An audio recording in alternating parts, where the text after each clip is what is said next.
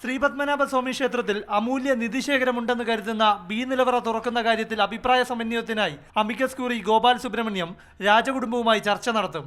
ഇതിനായി തിരുവനന്തപുരത്ത് എത്തുമെന്ന് രാജകുടുംബത്തെ അറിയിച്ചിട്ടുണ്ട്. ഈ ആഴ്ച തന്നെ എത്തുമെന്നാണ് സൂചന. ഈ മാസം 20-ന് ക്ഷേത്രത്തിലെ വിഗ്രഹവുമായി ബന്ധപ്പെട്ട ചടങ്ങുകളുള്ളതിനാൽ അതിനു മുൻപായി ഗോപാൽ സുബ്രഹ്മണ്യം ക്ഷേത്രത്തിലെത്തും. ബി നിലവറ തുറക്കാൻ സമ്മതമുണ്ടാകില്ലെന്ന് രാജകുടുംബം ഇതിനോടകം നിലപാട് പരസ്യമാക്കിയതിനാൽ അഭിപ്രായ സമന്വയം ഉണ്ടാക്കാൻ ഗോപാൽ സുബ്രഹ്മണ്യം വിശദമായ ചർച്ചകൾ നടത്തും.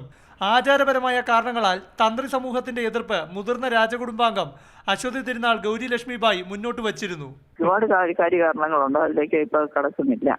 പക്ഷെ തന്ത്രിമാർക്കും പുഷ്പാഞ്ജലി സ്വാമികൾക്കും ഒക്കെ ഇതിന് അതൃപ്തി തന്നെയാണ് ഈ വിഷയത്തിൽ.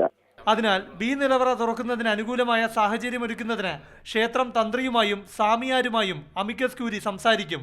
തുറക്കാത്ത ബി നിലവറ തുറന്നാൽ അധികം പേർ കയറുകയും ഫോട്ടോയും വീഡിയോയും ചിത്രീകരിക്കുകയും ചെയ്യുന്നതിലാണ് പ്രധാന എതിർപ്പ്.